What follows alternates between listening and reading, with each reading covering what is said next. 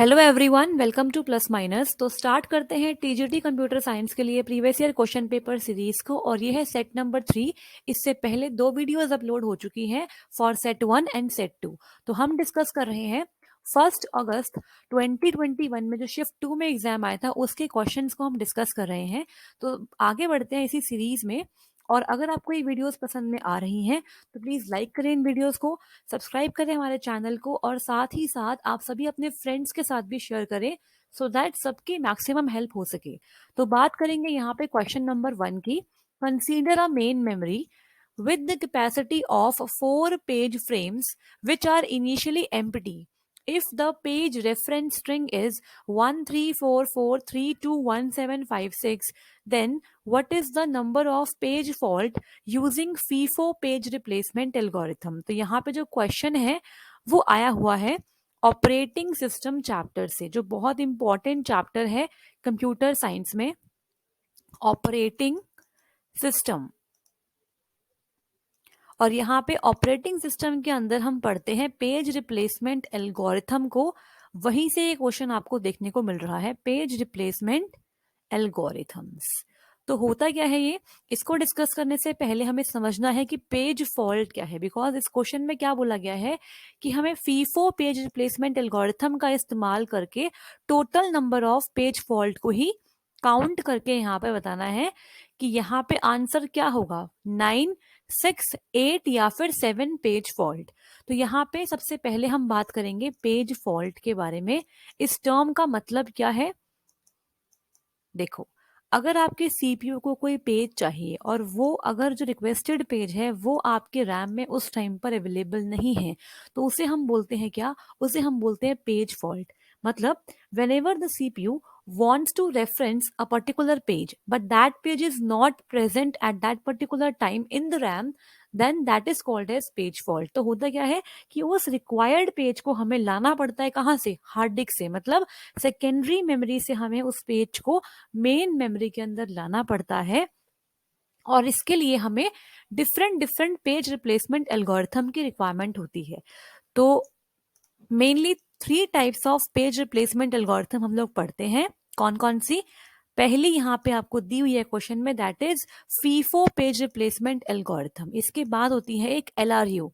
LRU stands for least recently used. Least recently used को हम use करते हैं for the second one, least recently used. इसमें क्या होता है, जो हमने पास्ट में सबसे कम पेज यूज किया होता है उसको हम यहाँ पे रिप्लेस कर देते हैं। तो मतलब यहाँ पे हम पास्ट वाले पेज को रेफरेंस करते हैं जिसे हमने लीस्ट यूज किया होता है। अगर बात करें थर्ड की, तो वो होती है optimal page replacement algorithm. Optimal page replacement algorithm, और यहाँ पे हम फ्यूचर में रेफरेंस करते हैं। मतलब फ्यूचर में जो सबसे बाद में पेज यूज होने वाला है उसे हम यहाँ पे रिप्लेस कर देते हैं। तो यहाँ पे 3 टाइप है। और फर्स्ट जो है फीफो, वो तो बहुत सिंपल है, that stands for first in first out. मतलब जो पेज पहले आया है उसे हम पहले ही रिप्लेस करेंगे, ये मतलब होता है फीफो का, मतलब फर्स्ट इन फर्स्ट आउट। तो यहाँ पे जो क्वेश्चन है ये हमें फर्स्ट वाले टाइप से पूछा गया है, जो बहुत ही सिंपल होता है। तो देखते हैं किस तरीके से इस क्वेश्चन को हम सॉल्व करेंगे, फर्स्ट इन फर्स्ट आउट। तो यहाँ पे हमें ये हमारे क्या है, पेज रेफरेंस स्ट्रिंग है, इसको हमें यूज करना है और फिर number of page fault count करके बताने हैं। तो मैं यहाँ पे थोड़ा स्पेस क्लियर कर लेती हूँ, देन स्टार्ट करते हैं अपने क्वेश्चन को। तो टोटल हमें दिए हुए हैं 4 पेज फ्रेम्स। मतलब रैम में हमारे पास 4 पेज फ्रेम है, 4 ही पेज को हम एक बार रैम में रख सकते हैं। ठीक है, तो यहाँ पे पहले हम लिख लेते हैं अपनी रेफरेंस स्ट्रिंग को, 1 3 4 4 3 2 1 7 5 और 6। अब देखो, लेट सपोज सीपीयू ने इस ऑर्डर में ही पेजेस को रिक्वेस्ट करा हुआ है। ठीक है, पहले पेज नंबर 1 को किया, फिर 3 को, 4 को, 4 को, 3 2 1 7 5 6। तो जब स्टार्टिंग में हम अगर बात करें तो स्टार्टिंग में क्या है, सारे जो हमारे पेज फ्रेम्स हैं वो चारों के चारों क्या है, हमारे एम्प्टी है। ठीक है, चारों पेजेस फ्रेम्स क्या है, हमारे खाली हैं, रैम बिल्कुल खाली है। इस वक्त पेजेस को यहाँ पे लाया जा सकता है। तो लेट सपोज सीपीयू ने डिमांड किया पेज नंबर 1, लेकिन वो पेज हमारे रैम में मौजूद नहीं है। तो मतलब क्या हो गया, हमारा पेज फॉल्ट हो गया और हमें हार्ड डिस्क से उस पेज नंबर 1 को लाना पड़ेगा और रैम में यहाँ पे रखना पड़ेगा। ठीक है, तो ये हमारा पहला पेज फॉल्ट हुआ। इसके बाद क्या है, जब सीपीयू ने नेक्स्ट पेज नंबर 3 को रिक्वेस्ट किया तो क्या था कि हार्ड डिस्क से वो पेज नंबर 3 को लाया गया और उसे यहाँ पर रैम में रखा गया। तो 1 के ऊपर कौन सा आ गया, 3 आ गया। ठीक है, अब क्या है, नेक्स्ट इज 4। तो 4 भी नहीं है और 4 को हम लाके यहाँ पर प्लेस कर देंगे। इसके बाद जो नेक्स्ट पेज रिक्वेस्ट करा गया वो क्या है, 4 है, लेकिन 4 तो ऑलरेडी यहाँ पर मौजूद है। तो यहाँ पर क्या है कि 4 को ही रिक्वेस्ट करा गया, मतलब दोबारा आपको 4 इंसर्ट करवाने की जरूरत नहीं है। और जब जो सीपीयू पेज रिक्वेस्ट करता है वो ऑलरेडी अगर रैम में प्रेजेंट होता है तो उसे हम बोलते हैं पेज हिट। तो यहाँ पे स्टार का मतलब क्या है कि यहाँ पर पेज हिट हो गया है। ठीक है, मतलब जैसे ही सीपीयू ने पेज नंबर 4 को रेफरेंस किया, वो पेज ऑलरेडी हमारा रैम में अवेलेबल था। So that is called as page hit. अब नेक्स्ट क्या हुआ कि सीपीयू ने पेज नंबर 3 को रेफरेंस किया जो कि ऑलरेडी हमारे फ्रेम में अवेलेबल है। मतलब यहां पर भी क्या हुआ, हमारा पेज हिट हो गया, पेज हिट हो गया। तो हमारा जो फ्रेम है वो यहाँ पर भी क्या रहेगा, सेम ही रहेगा। अभी यहाँ पे हमारे पास एक पोजीशन क्या है, ऊपर वाली एम्प्टी है। यहाँ पे 2 एम्प्टी थी, वहां पे 1 एम्प्टी है। अब सीपीयू ने रेफर किया पेज नंबर 2 को, तो पेज नंबर 2 यहाँ पर नहीं है, मतलब उसे हार्ड डिस्क से लाना पड़ेगा और यहाँ पे हम इधर लाके प्लेस कर देंगे। ठीक है, तो अब हमारे सारे फ्रेम्स क्या हो गए हैं, फुल हो गए हैं। Next is 1। अब सीपीयू ने 1 वाले पेज नंबर को रेफरेंस किया जो कि ऑलरेडी हमारे रैम में प्रेजेंट है, मतलब दोबारा से हमें क्या हो गया, पेज हिट देखने को यहाँ पर मिला। तो यहाँ पर भी हमारा जो फ्रेम्स है वो सेम ही रहने वाले हैं। अब क्या होगा, सीपीयू ने डिमांड किया पेज नंबर 7 को जो कि यहाँ पर अवेलेबल नहीं है। तो अब हम यूज करने वाले हैं एक्चुअल में फीफो पेज रिप्लेसमेंट एल्गोरिथम को। तो जो पेज हमने सबसे पहले इंसर्ट किया था उसे हम अब रिमूव करने वाले हैं, रिप्लेस करने वाले हैं। तो यहाँ पर सबसे पहले हमने 1 को इंसर्ट किया था, तो 1 को हम रिप्लेस कर देंगे 7 से। बाकी पेजेस आपके फ्रेम में एज इट इज रहने वाले हैं। अब क्या होगा, अब हमने 5 लिखा हुआ है यहाँ पे, मतलब सीपीयू ने 5 को डिमांड किया तो 5 यहाँ पर है नहीं, मतलब अगेन क्या हो गया, पेज फॉल्ट हो गया है। ठीक है, तो यहाँ पे अब हम जो 1 के बाद हमने पेज डाला था मतलब 3, उसको रिप्लेस करके यहाँ पर 5 डाल देंगे। 4 और 2 ऐसे के ऐसे ही रहेंगे। अब यहाँ पे लास्ट जो हमारा पेज है वो है 6 पेज नंबर जो कि हमारे रैम में नहीं है, तो इसे हमें इंसर्ट करना पड़ेगा। तो यहाँ पे 7 as it is, 5 as it is. अब क्या करना पड़ेगा, जो हमने सबसे पहले पेज डाला था वो क्या था, 4, तो 4 को रिप्लेस करके आ जाएगा यहाँ पे 6 और यहाँ पे आ जाएगा 2। तो इसका मतलब अब हमारे पास ये क्या है, हमारा पेज फ्रेम्स अब हमारे पास अवेलेबल ये वाले हैं। ठीक है, तो हमें काउंट क्या करना है, यहाँ पे हमारे सभी जो रेफरेंस स्ट्रिंग है वो खत्म हो चुकी है। अब क्या करना है हमें, अब हमें नंबर ऑफ पेज फॉल्ट को काउंट करना है। तो जहां जहां पे स्टार नहीं है मतलब वहां वहां पे हमें पेज फॉल्ट देखने को मिला। तो 1 यहाँ था, second, then third, then fourth, fifth, sixth and seventh. तो टोटल हमें 7 पेज फॉल्ट देखने को मिले अगर हमने फीफो पेज रिप्लेसमेंट एल्गोरिथम का इस्तेमाल किया। इट मींस जो आंसर है वो क्या बनेगा, option number D, 7 is the right answer. ठीक है, आई होप आपको ये क्वेश्चन समझ में आ गया होगा। बेसिकली इस क्वेश्चन में ये बोला गया था कि अगर सीपीयू इस ऑर्डर में पेजेस को डिमांड कर रहा है तो कितनी बार हमें पेज फॉल्ट देखने को मिलने वाला है, मतलब कितनी बार हमें पेज को हार्ड डिस्क से लाके रैम में रखना होगा। तो इस क्वेश्चन का आंसर है 7। और जहां पे मैंने स्टार लगाया उसका मतलब ये है कि जो पेज सीपीयू डिमांड कर रहा था वो ऑलरेडी रैम में प्रेजेंट था, then that is called as page hit. अब आगे बढ़ते हैं और बात करते हैं नेक्स्ट क्वेश्चन की। Next is question number 2। और क्वेश्चन नंबर 2 क्या है, dash is a device that combines a large number of low speed transmission lines into a high speed line. मतलब यहाँ बोला क्या गया है, ऐसा कौन सा डिवाइस है जो बहुत सारी मतलब मैनी लो स्पीड ट्रांसमिशन लाइंस को कन्वर्ट कर देता है आपकी एक हाई स्पीड लाइन में। तो इसका आंसर क्या होगा? Option number A is demultiplexer, option number B is switch, option C is repeater and option D is multiplexer. तो यहाँ पे जरूर से आपने ये क्वेश्चन पढ़ा होगा, हमने डिजिटल इलेक्ट्रॉनिक्स के अंदर पढ़ा हुआ है कॉम्बिनेशनल सर्किट। ठीक है, कॉम्बिनेशनल सर्किट से ये क्वेश्चन आपको देखने को मिलने वाला है। तो कॉम्बिनेशनल सर्किट कौन कौन से होते हैं आपको पता है? जो circuit combination of logic gate से मिलकर बनाए जाते हैं, जहां पर कोई मेमोरी नहीं होती, कोई भी प्रीवियस आउटपुट को हम एज अ इनपुट नहीं डालते, उन्हें हम बोलते हैं कॉम्बिनेशनल सर्किट। तो कॉम्बिनेशनल सर्किट का एक बहुत इंपॉर्टेंट एग्जाम्पल हम पढ़ते हैं, that is multiplexer. Multi combinational circuit यहां लिखा है मैंने, मल्टीप्लेक्सर जो है वो इसका आंसर है। और मल्टीप्लेक्सर को हम मक्स भी बोलते हैं, और साथ में क्या बोलते हैं, इसे हम बोलते हैं डेटा सिलेक्टर। डेटा सिलेक्टर ये होता क्या है? ये वो कॉम्बिनेशनल सर्किट होता है। तो कुछ इस तरीके से हम रिप्रेजेंट करते हैं मल्टीप्लेक्सर को। ये इसका ब्लॉक डायग्राम है। यहाँ पर होता क्या है कि 2 की पावर n इनपुट लाइंस यहाँ पर होती है, 2 की पावर n इनपुट लाइंस। ठीक है, और जो यहाँ पर n है ये क्या होता है? n यहाँ पे होती है सिलेक्शन लाइंस। ठीक है, n होती है टोटल हमारी कितनी? Selection lines. और एक होती है हमारी आउटपुट लाइन। तो सिलेक्शन लाइन बेसिकली करती क्या है? वो यहाँ पर सिलेक्शन करती है 2 की पावर n में से कौन सी इनपुट लाइन को सिलेक्ट करके आउटपुट लाइन पर लाया जाएगा। तो इसे हम बोलते हैं मल्टीप्लेक्सर, या फिर से मक्स भी कह सकते हैं। This is the block diagram. Block diagram. और मल्टीप्लेक्सर को हम बोलते हैं many to one, because many input lines में से क्या होता है, कोई एक ही इनपुट लाइन आउटपुट लाइन से कनेक्ट हो पाती है, तो इसे हम मैनी टू वन भी कहते हैं। Many to one. तो क्वेश्चन में बोला गया था कि ऐसा कौन सा डिवाइस है जो बहुत सारी large number of low speed transmission line को एक हाई स्पीड लाइन में कन्वर्ट कर सकता है। So answer is multiplexer. I hope आपका ये क्वेश्चन भी क्लियर हो गया होगा। बढ़ते हैं आगे और बात करेंगे क्वेश्चन नंबर थर्ड की। क्वेश्चन नंबर थर्ड क्या है? विच of the following is a type of network topology.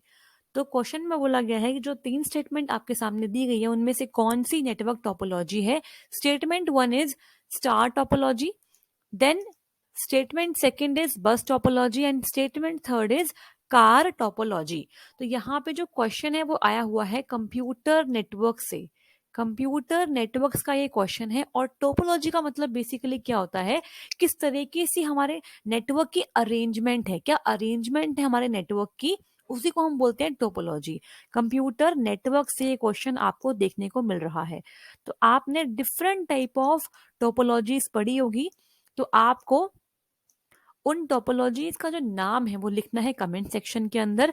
अब यहाँ पे देखो, ऑप्शन जो आपके दिए गए हैं वो कॉम्बिनेशन में दिए गए हैं। ठीक है, तो यहाँ पर है first and third, first and second, second and third, and last is first second and third. तो स्टार टोपोलॉजी होती है, बस टोपोलॉजी भी होती है, लेकिन कार टोपोलॉजी कोई टोपोलॉजी नहीं है। इट मीन्स जो हमारा आंसर है वो क्या बनेगा?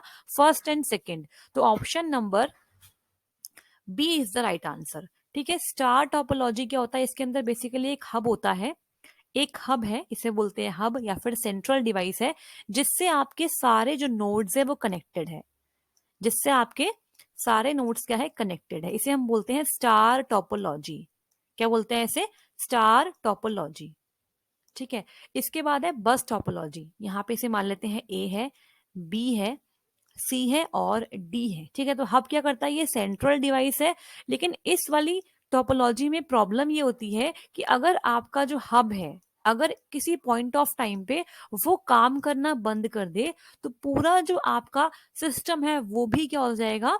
ब्रेक डाउन हो जाएगा। ठीक है, तो यहाँ पर जो मेन सेंसिटिव पार्ट है वो क्या है? हमारा हब है। इसके बाद बात करते हैं, हमारी स्टार टोपोलॉजी है। इसके बाद हम बात करते हैं बस टोपोलॉजी की। बस टोपोलॉजी में क्या होता है? हमारे पास एक बैकबोन होती है, उस बैकबोन से सारे जो नोड्स है वो कनेक्टेड होते हैं। तो यहाँ पर कुछ इस तरीके से ऐसे ड्रॉप लाइन होती है, और यहाँ पर हमारे नोड्स कनेक्टेड होते हैं इस तरीके से। ठीक है,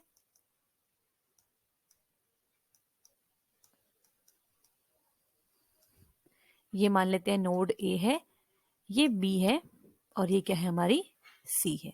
तो कुछ इस तरीके से होती है हमारी बस टोपोलॉजी और इसे हम बोलते हैं क्या, बैकबोन केबल कहते हैं। इसे क्या बोलते हैं, बैकबोन केबल। और ये आपके होते हैं टैब्स एंड कनेक्टर्स। ठीक है, इन्हें हम बोलते हैं ड्रॉप लाइन, इन्हें हम बोलते हैं टैब्स। बैकबोन केबल है ये।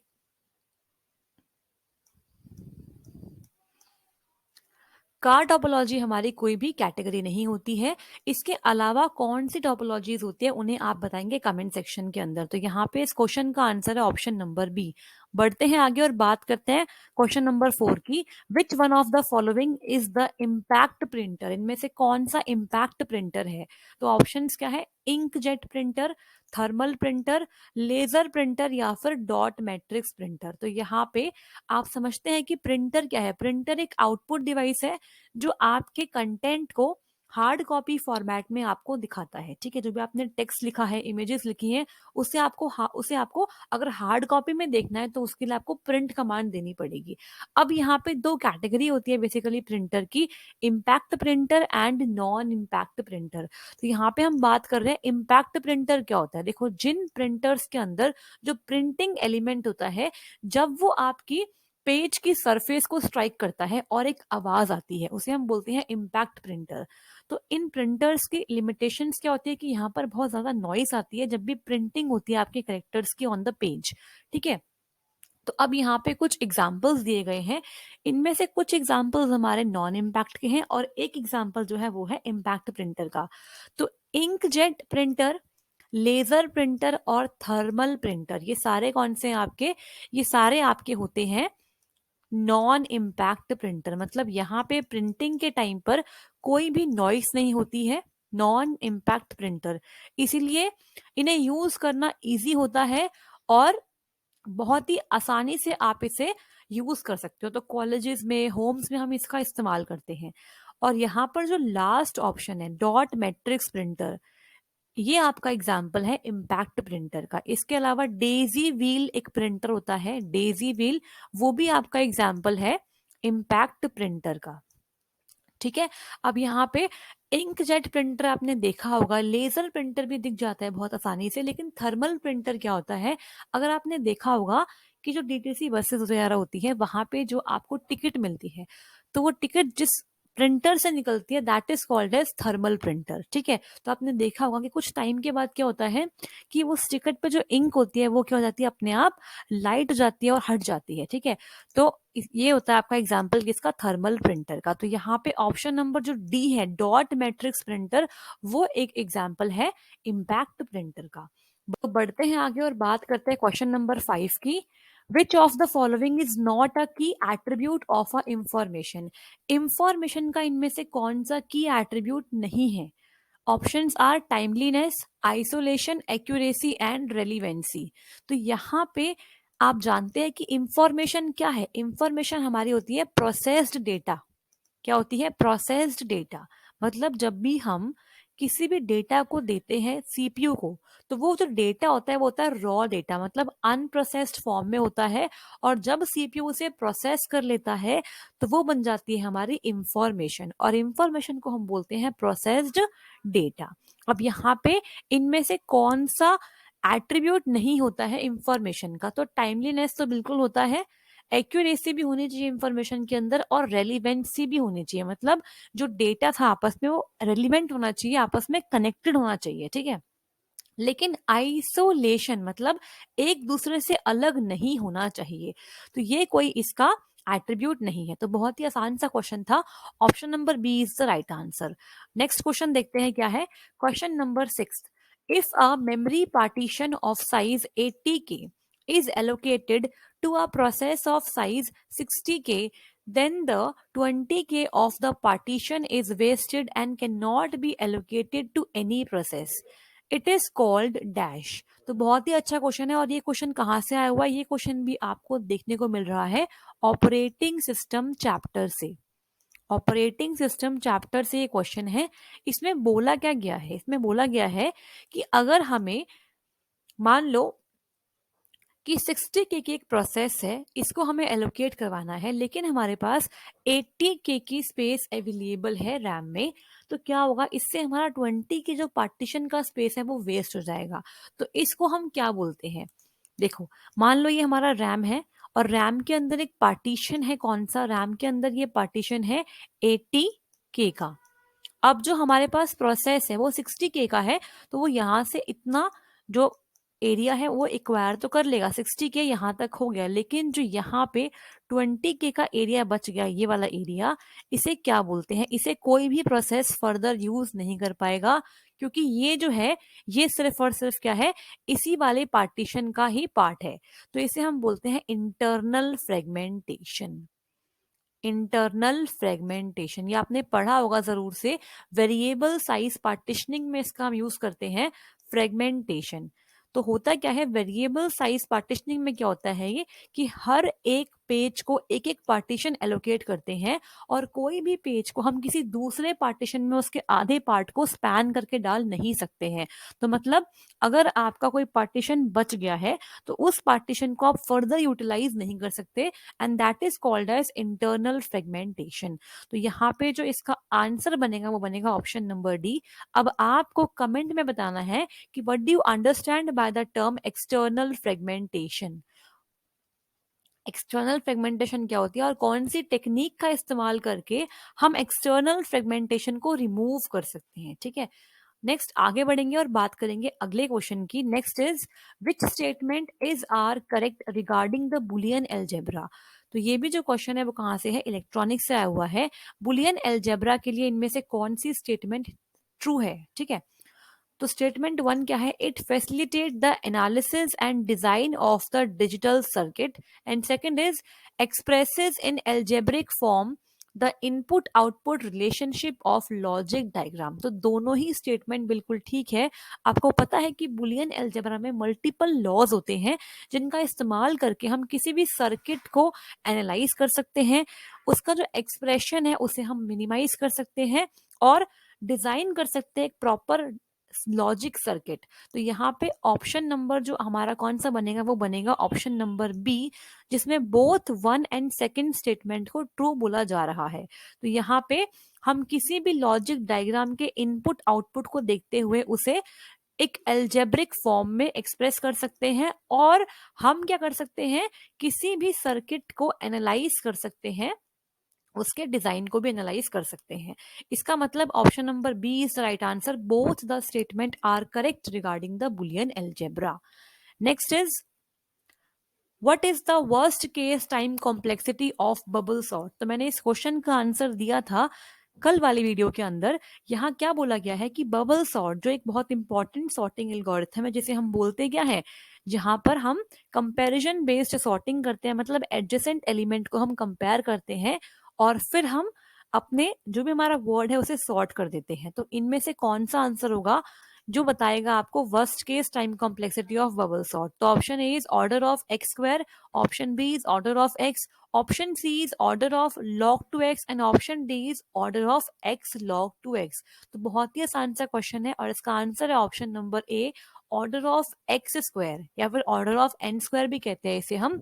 मतलब एन स्क्वायर का टाइम लग जाएगा हमें बबल सॉर्ट को परफॉर्म करने में वर्स्ट केस के अंदर, ठीक है। अब बढ़ते हैं आगे। Next is question number 9. How many NOR gates are used to get AND gate from them? Again important question है और ये क्वेश्चन भी आपको देखने को मिल रहा है डिजिटल इलेक्ट्रॉनिक्स से। तो क्या बोला गया है कि कितने NOR गेट हम यूज करने वाले हैं किसी AND गेट को बनाने के लिए। आपको पता है जो AND गेट है वो क्या होता है, एक फंडामेंटल एक बेसिक गेट है, और जो NOR गेट है वो क्या है, हमारा यूनिवर्सल गेट है। तो कैसे हम NOR गेट का कॉम्बिनेशन इस्तेमाल करेंगे AND गेट को डिजाइन करने के लिए, देखते हैं। क्या बोला गया है? How many NOR gates are required to get an AND gate from them. अगर हमें कोई एंड गेट बनाना है तो कितने नॉर गेट लगने वाले हैं एंड गेट को डिजाइन करने के लिए? बहुत इंपॉर्टेंट क्वेश्चन है और इलेक्ट्रॉनिक्स में लॉजिक गेट से डेफिनेटली क्वेश्चन आते हैं और बहुत सारे क्वेश्चन आपको देखने को मिलेंगे। कहाँ से? लॉजिक गेट की ट्रुथ टेबल से या फिर उनके एक्सप्रेशन से, ठीक है। तो यहां से क्वेश्चन डेफिनेटली हर बार हर एग्जाम में देखा जाता है। अब यहाँ पे आपको पता होना चाहिए कि नैंड गेट और नॉर गेट, नैंड गेट और नॉर गेट दोनों कैसे होते हैं, हमारे यूनिवर्सल गेट होते हैं। तो यूनिवर्सल गेट की प्रॉपर्टी होती है कि यूनिवर्सल गेट की हेल्प से आप किसी भी बेसिक गेट को या फिर किसी भी स्पेशल गेट को बना सकते हो। तो नैंड गेट से आप जो नैंड गेट है और जो नॉर गेट है, इनकी मदद से आप और गेट, एंड गेट, जोर गेट, एक्स नॉर गेट आराम से बना सकते हो। तो यहाँ पे क्वेश्चन बोला है कि एंड गेट कैसे बनेगा नॉर गेट की मदद से। तो इसके लिए मैं आपको एक टेबल बता देती हूँ, वो आपको बहुत हेल्प करेगी। अगर हम बात करें नॉर गेट की, ठीक है, जब नैंड पढ़ेंगे तो मैं आपको नैंड का बता दूंगी। फिलहाल हम नॉर गेट की बात करते हैं। नॉर गेट से अगर आपको बनाना है और गेट, या फिर आपको बनाना है, एक मिनट, यहाँ पे हम ऐसे लिख लेते हैं ताकि आपको समझने में आसानी हो। नॉर गेट की मदद से अगर आपको बनाना है, यहाँ पे गेट्स लिख लेते हैं, कौन सा गेट बनाना है, इस तरीके से। तो अगर हम बनाना चाहते हैं कौन सा गेट, और गेट, तो और गेट के लिए हमें यहाँ पे लगने वाले हैं 2 नॉर गेट्स। ठीक है, ये टेबल आपको काफी हेल्प करेगी इन क्वेश्चंस का आंसर करने के लिए। अगर हमें एंड गेट बनाना होता है तो एंड गेट के लिए हमें 3 नॉर गेट्स चाहिए, 3 नॉर गेट्स। इसके बाद अगर हमें नॉट गेट ही बनाना है, नॉट गेट के लिए अगर हम बात करें नैंड की या नॉर की, दोनों ही केस में हमें सिर्फ 1 नैंड या 1 नॉर गेट चाहिए होता है। तो यहाँ पर नॉट गेट के लिए हमें 1 नॉर गेट चाहिए होता है, ऐसे ही 1 नैंड गेट से भी नॉट बन जाता है।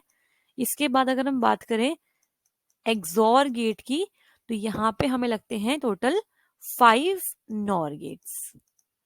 दिस इज 5 नॉर गेट्स लगते हैं जोर बनाने के लिए। और अगर आपको बनाना है एक्सनॉर, तो एक्सनॉर के लिए हमें यहाँ पे चाहिए कितने, टोटल 4 नॉर गेट्स। तो अगर आपको ये टेबल याद है, डेफिनेटली आप इस क्वेश्चन का आंसर कर सकते हैं। और मैं आपको यहाँ पे ड्रॉ करके दिखाती हूँ कैसे बनता है 3 नॉर गेट की कॉम्बिनेशन से एक एंड गेट। तो अगर हम बात करें एंड गेट की, तो एंड गेट का जो बेसिक सिंबल है, अगर हम बात करें 2 इनपुट एंड गेट की, तो मान लेते हैं ए और बी 2 इनपुट है। तो एंड गेट कुछ इस तरीके से हम सिंबल से रिप्रेजेंट करते हैं, डी शेप का होता है ये।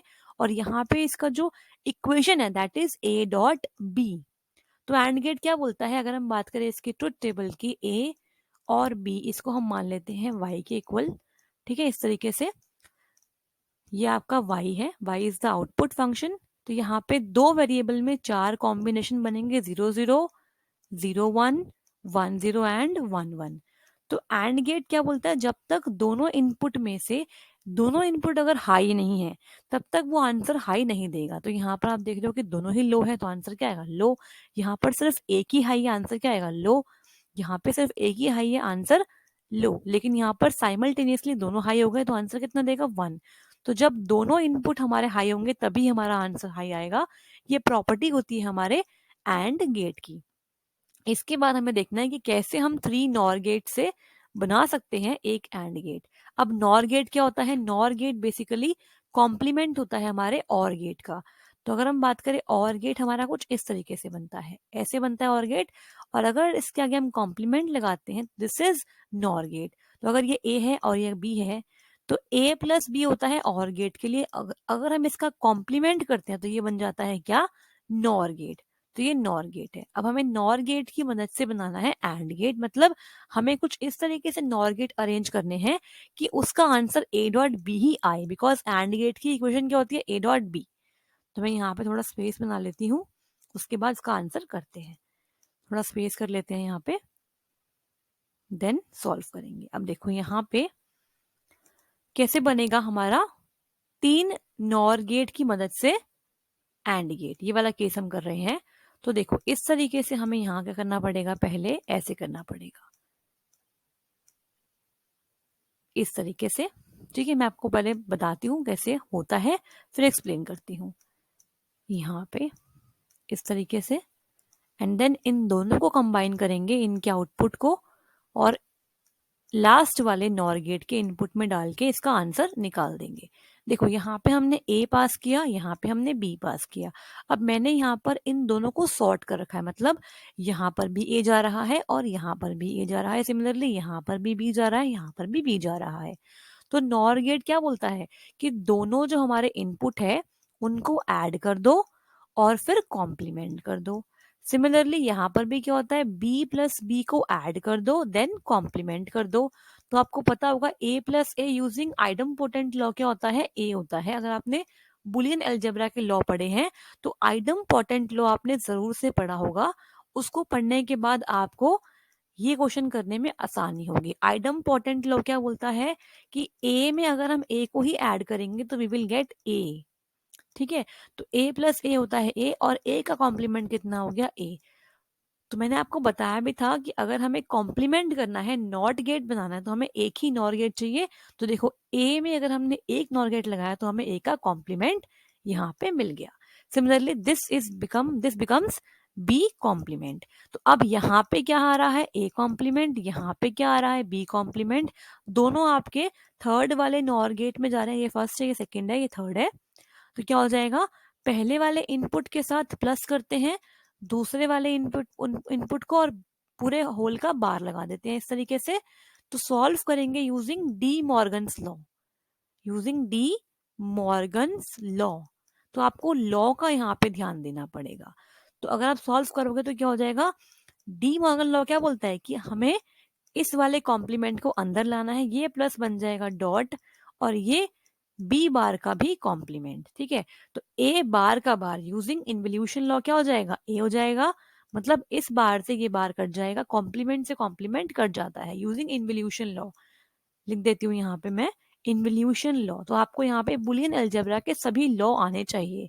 तो अगर आपने ए के ऊपर बार के ऊपर फिर से बार लगा दिया तो ये आपस में कैंसिल होके ए ही दे देते हैं। ठीक है, this is A and this is dot B.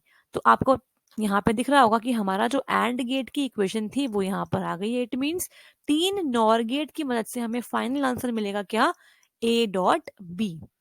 तो option number A is the right answer. अब डी मॉर्गन लॉ क्या होता है, डी मॉर्गन जो थ्योरम है उसमें दो लॉ होते हैं। ठीक है, ये आपको ध्यान से पढ़ना है, मैं बस यहाँ पे थोड़ा सा फास्ट आपको रिवाइज करवा रही हूँ। डी मॉर्गन लॉ में हमारी दो थ्योरम होती है, फर्स्ट एंड सेकंड। फर्स्ट वाली थ्योरम क्या बोलती है कि अगर ए और बी दो क्या है हमारे पास वेरिएबल है और इनका होल में कॉम्प्लीमेंट है, तो कॉम्प्लीमेंट को आप अंदर ले जाओगे पहले ए पे और फिर बी पे, और बीच वाला जो सिंबल है प्लस का ये बन जाएगा डॉट। अब इसका उल्टा, अगर ए डॉट बी का होल में कॉम्प्लीमेंट है तो फिर से वो करोगे आप इस वाले कॉम्प्लीमेंट को अंदर ले जाओगे, this will become complement, this dot will convert to the opposite one that is plus, and this is B complement. तो यहाँ पे मैंने जो लॉ यूज किया था डी मॉर्गन लॉ, वो मैंने किया था यहाँ पे लॉ नंबर फर्स्ट। तो फर्स्ट डी मॉर्गन लॉ का मैंने यहाँ पे यूज करके इस वाली इक्वेशन को सॉल्व करके ऐसे लिख दिया था। ठीक है, एक बार से आप करेंगे तो आपको आइडिया मिल जाएगा। तो इट मीन्स तीन नॉर गेट की मदद से आपका क्या बन गया, एंड गेट। ये हमारा हो गया इसका थ्योरेटिकल आंसर, और ये हमारा चार्ट से भी इसका आंसर डायरेक्टली आ सकता है। तो आप या तो चार्ट याद कर लो या फिर आपको इसका प्रैक्टिकल इम्प्लीमेंटेशन पता होना चाहिए। ठीक है, बढ़ते हैं आगे और बात करेंगे क्वेश्चन नंबर 10 की, what is Ajax in ASP.NET। तो यहाँ पे जो क्वेश्चन है वो क्या है कि एजेक्स की फुल फॉर्म बतानी है हमें ASP.NET में, एक्टिव सर्वर पेजेस .NET में एजेक्स की फुल फॉर्म क्या होती है। तो यहाँ पर समझना पड़ेगा कि एजेक्स है क्या। तो बेसिकली जो एजेक्स होता है वो क्या होता है, बहुत सारी वेब डेवलपमेंट टेक्निक्स का एक सेट होता है। और इसका मेन काम क्या है, अगर हमें वेब सर्वर पे कोई डेटा सेंड करना है या फिर वहां से कोई डेटा रिट्रीव करना है तो उसे हम एसिंक्रोनस मैनर में सेंड भी कर सकते हैं और रिट्रीव भी कर सकते हैं विदाउट एनी इंटरफेरेंस। मतलब जो आपका एग्जिस्टिंग पेज है जो आपको दिखाई दे रहा है सर्वर पे, उस पेज को उसके बिहेवियर को बिना इंटरफेयर करे आप डेटा को सेंड और रिट्रीव कर सकते हो। इस टेक्निक को हम बोलते हैं एजेक्स। और यहाँ पे जो इसकी फुल फॉर्म बनेगी वो बनेगी एसिंक्रोनस जावास्क्रिप्ट एंड एक्सएमएल। तो option number D is the right answer, asynchronous JavaScript and XML. और एक्सएमएल की फुल फॉर्म क्या होती है ये आप मुझे बताओगे कमेंट सेक्शन में।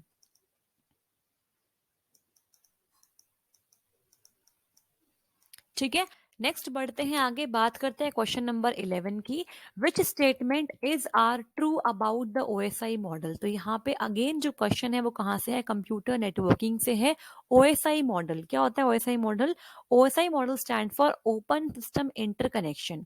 तो ओपन सिस्टम इंटरकनेक्शन यहाँ से क्वेश्चन है। ये एक बेसिकली मॉडल है जहाँ पे हमें डिफरेंट नेटवर्किंग लेयर्स को समझना होता है, और यहाँ पे टोटल 7 लेयर्स होती हैं, ठीक है। ओएसआई में होती है 7 नेटवर्किंग लेयर्स, और टीसीपी आईपी में होती है कितनी? 5 लेयर्स, 5 या 4 भी होती है डिपेंडिंग अपॉन द बुक। अब देखो यहाँ पे दो स्टेटमेंट है, layer 1 through layer 3 are end to end, and next is layer 4 through layer 7 are chained. तो यहाँ पे दोनों ही स्टेटमेंट जो है वो ओएसआई मॉडल के रिस्पेक्टिव क्या है, गलत दी गई है। अगर बात करें ओएसआई मॉडल की, तो ये एक 7 लेयर्ड मॉडल है, 7 लेयर्ड मॉडल है। अब इसमें होता क्या है, यहाँ पे अगर हम बात करें लेयर्स की, तो सबसे पहली जो लेयर होती है वो क्या होती है? हमारी फिजिकल लेयर, फिजिकल लेयर। इसके बाद सेकंड नंबर पे जो आती है वो आती है data link layer, data link layer. इसके बाद थर्ड पे आती है हमारी नेटवर्किंग लेयर, नेटवर्क लेयर कहते हैं जैसे हम, नेटवर्क लेयर। देन फोर्थ पे आती है ट्रांसपोर्ट लेयर। फिफ्थ पे आती है हमारी सेशन लेयर, फिफ्थ पे आती है हमारी सेशन लेयर। सिक्स्थ पे आती है प्रेजेंटेशन लेयर, और हर लेयर का अपना अपना क्या होता है, फंक्शन होता है। प्रेजेंटेशन लेयर, और लास्ट जो होती है, जो हमारे यूजर को विजिबल होती है, वो होती है हमारी एप्लीकेशन लेयर, जहां पे मल्टीपल प्रोटोकॉल्स चल रहे होते हैं जो कि यूजर आराम से यूज कर सकता है। जो यूजर इंटरफेस है वो यहाँ पे एक्सेसिबल होता है, ठीक है। अब देखो, फिजिकल लेयर को हम बेसिकली क्या बोलते हैं? फिजिकल लेयर पे हम बिट्स की बात कर रहे होते हैं, और यहाँ पे हम basically transmission modes, transmission media के बारे में बात कर रहे होते हैं। अगर हम बात करें डेटा लिंक लेयर की, तो यहाँ पर हम बात करते हैं किसकी? फ्रेम्स की बात कर रहे होते हैं, और यहाँ पे हम फिजिकल एड्रेसिंग की बात करते हैं, मैक एड्रेस की बात करते हैं, ठीक है। फिजिकल एड्रेसिंग या फिर मैक एड्रेस की यहाँ पर हम बात करते हैं। इसके बाद देखो क्या है, नेटवर्क लेयर। नेटवर्क लेयर पे हमारे पास क्या होते हैं? यहाँ पे होते हैं पैकेट्स। नेटवर्क लेयर पे क्या होते हैं? पैकेट्स होते हैं, और यहाँ पे हम लॉजिकल एड्रेसिंग की बात करते हैं। यहाँ पे हम बात करते हैं लॉजिकल एड्रेसिंग की, मतलब लॉजिकल जो एड्रेस होता है, आईपी एड्रेस की हम बात करते हैं यहाँ पे, ठीक है। इसके बाद जो ट्रांसपोर्ट लेयर होता है, वहां पे हम बात करते हैं सेगमेंट्स की, सेगमेंट्स की बात करते हैं। और ट्रांसपोर्ट लेयर को ही हम बोलते हैं एंड टू एंड लेयर। क्या बोलते हैं? एंड टू एंड लेयर, ठीक है। इसके बाद सेशन लेयर पे क्या होता है? सेशन लेयर पे बेसिकली हम सेशंस को स्टार्ट करते हैं, सिंक्रोनाइज करते हैं, सिंक्रोनाइज करते हैं, सिंक एंड सेंड डेटा, ठीक है। इसके बाद प्रेजेंटेशन लेयर पे हम डेटा की फॉर्मेटिंग करते हैं, कंप्रेशन करते हैं, डेटा की फॉर्मेटिंग करते हैं। और जो लास्ट एप्लीकेशन लेयर है, यहाँ पे क्या है? यहाँ पे हमें जो यूजर है उसको सारी एप्लीकेशंस एक्सेसिबल हो जाती है। तो यहाँ पे दोनों ही जो ऑप्शंस है, जो स्टेटमेंट है, वो हमारी क्या है? रॉन्ग है with respect to OSI model. तो आंसर बनेगा option number D, neither one nor second.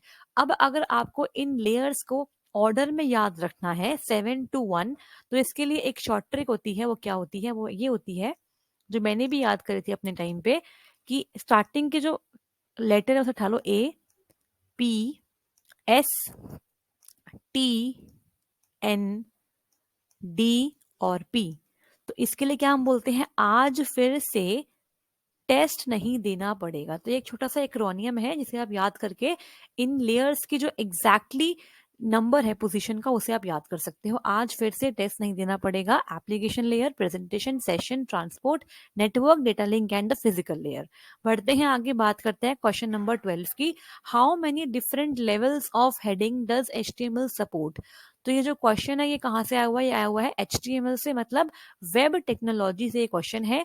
HTML में कितने डिफरेंट लेवल्स ऑफ हेडिंग को सपोर्ट किया जाता है?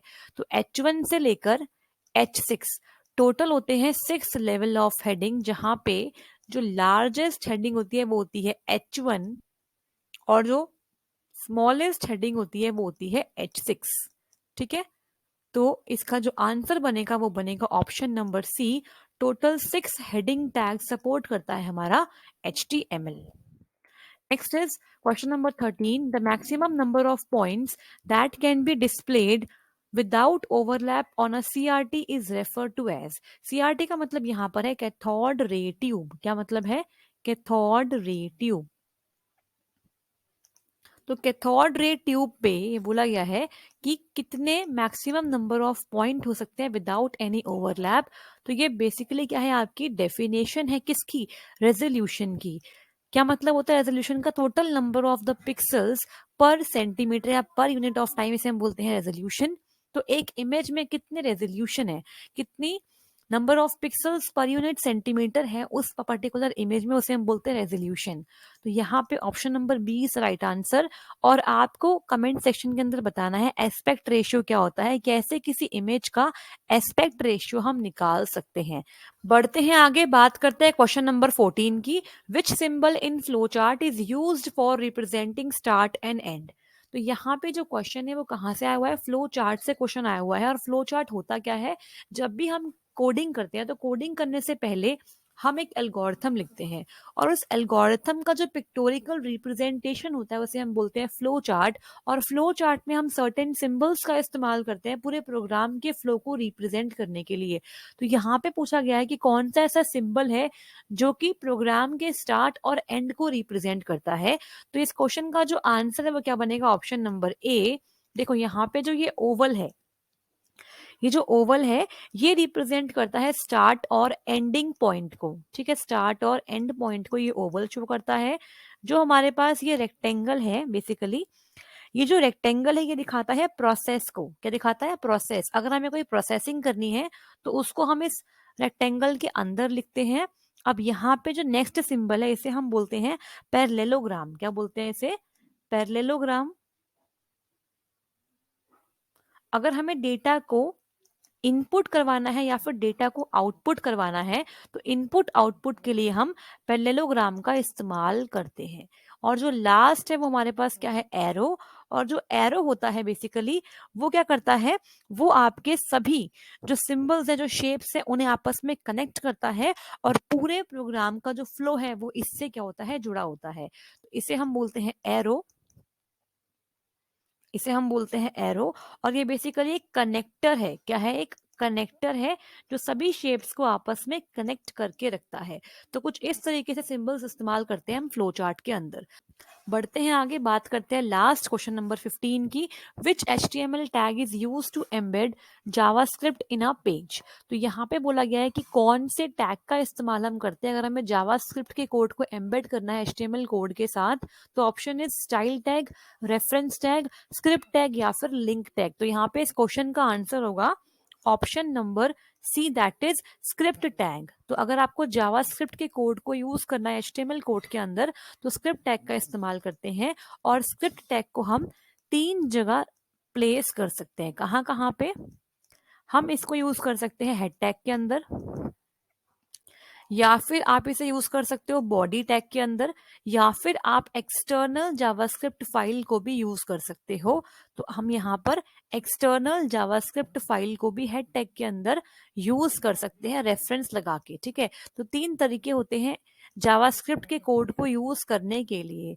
Script tag is the right answer. Option number C is correct. तो आई होप आपको सारे क्वेश्चन समझ में आ गए होंगे।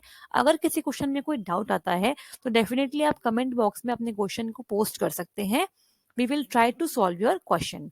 तो अगर आपको क्लास पसंद आई तो लाइक कर दीजिएगा, subscribe the channel and also share it with your friends. Thank you so much and all the very best for your examinations.